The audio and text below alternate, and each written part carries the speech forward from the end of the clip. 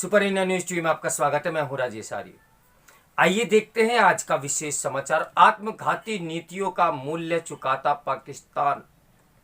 यदि पाकिस्तानी शासकों में जिम्मेदारी का भाव होता और उन्हें लोगों की तनिक भी परवाह होती तो वे पाकिस्तान का कायाकल्प करते। जब कोई देश वैसे आर्थिक, राजनीतिक एवं सामाजिक संकट से जूझ रहा होता है जैसे इस समय पाकिस्तान जूझ रहा है, तो वे आत्ममंथन करते। लेकिन यहां ऐसा होता नहीं दिख रहा। वहां यथा स्थिति कायम है। आरोप प्रत्यारोप चरम पर है। नेता एक दूसरे पर निशाना साध रहे हैं। तहरीक-ए-तालिबान पाकिस्तान यानी टीटीपी के आतंकी हमलों को लेकर भी ठीकरा फोड़ा जा रहा है। वहीं पूर्व प्रधानमंत्री इमरान खान जैसे कुछ नेता मौजूदा संकट के लिए पूर्व सेना अध्यक्ष जनरल कमर बाजवा को दोषी ठहरा रहे हैं।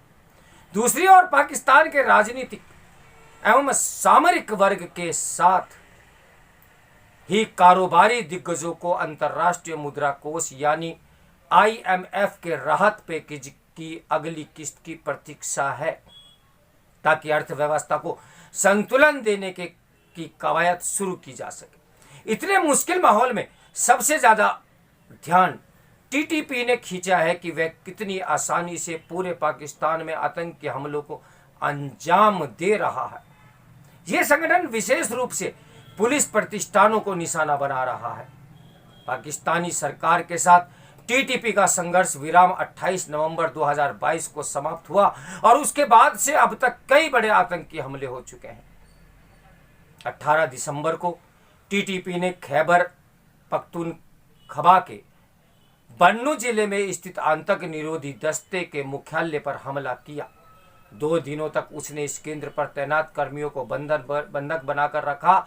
इस केंद्र को आतंकियों से मुक्त कराने के अभियान में पाकिस्तानी सुरक्षा बलों के 4 लोग मारे गए, जबकि उनका दावा था कि उन्होंने 25 आतंकियों को मार गिराया।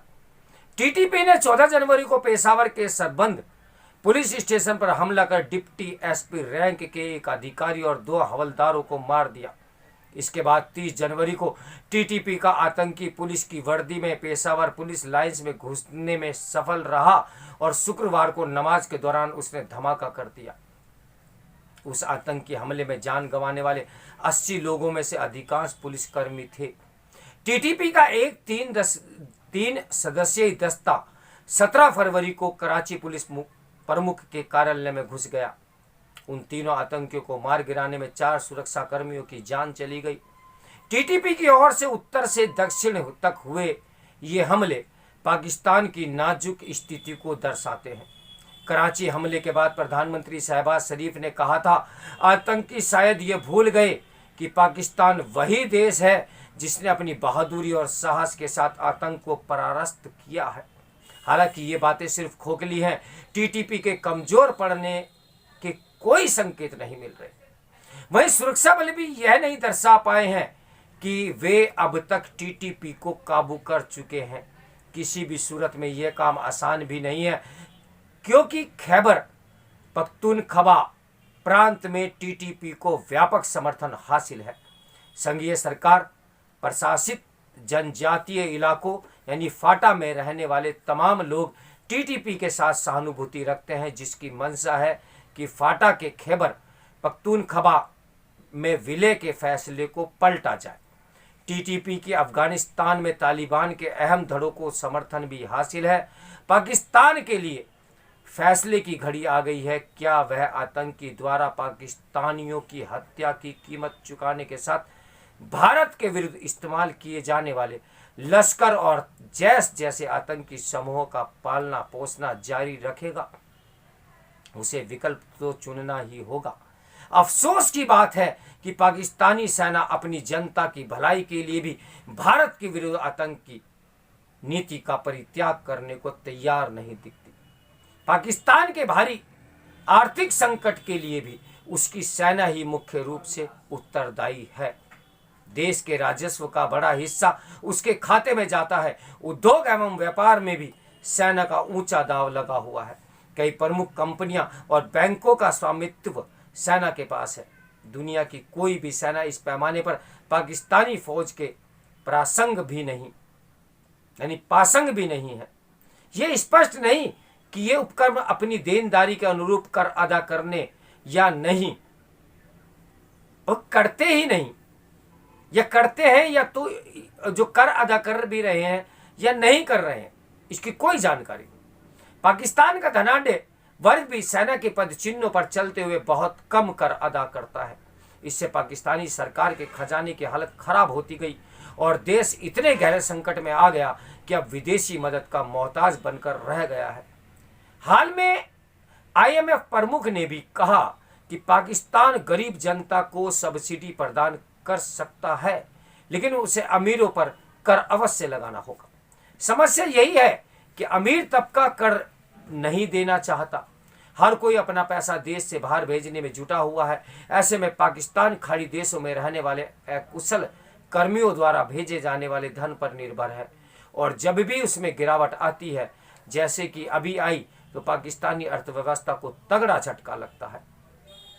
IMF की मदद में भी तत्कालिक राहत मिलेगी और उससे मूल समस्याओं का समाधान होगा, इसमें भी एक बहुत बड़ा प्रश्न है। ठोस समाधान के लिए देश की दिशा बदलनी होगी, जिसके लिए अभी तक न तो नेता तैयार है, न ही वहां की सेना। यदि पाकिस्तानी शासकों में जरा भी जिम्मेदारी का भाव और अपने लोगों की परवाह होती तो वे पाकिस्तान का कायाकल्प करते। ऐसे किसी भी कायावत की शुरुआत के लिए उसकी भारत नीति में परिवर्तन आवश्यक होगा। वर्ष 1996 में तत्कालीन चीनी राष्ट्रपति जियांग जेमिन ने पाकिस्तानी नेशनल असेंबली में कहा था कि पाकिस्तान को इतिहास की समस्याओं को पीछे छोड़कर वर्तमान पर ध्यान केंद्रित करना होगा। उनका संकेत जम्मू कश्मीर की ओर से था। हालांकि यह सलाह पाकिस्तान के सदाबहार मित्र की ओर से आई थी, लेकिन उसे भी अनदेखा कर दिया गया। त्रासदी यही है कि पाकिस्तानी सेना अपनी जनता को यह बरगलाने में सफल रही कि भारत उसका स्थायी शत्रु है, जो उसे तबाह करने पर तुला हुआ है। जब तक पाकिस्तानी जनता को यह महसूस नहीं होगा कि पाकिस्तानी सेना का ये परपंच उनके नहीं बल्कि खुद सेना की भलाई से जुड़ा हुआ है, तब तक उनका देश आर्थिक रूप से वॉलंटियर पर ही रहेगा, यह निश्चित है। तो मेरे साथ बने रहिए सुपर इंडिया न्यूज़ टीवी की ब्रेकिंग न्यूज़ के लिए। नमस्कार, मैं हूं राजेश आर्या।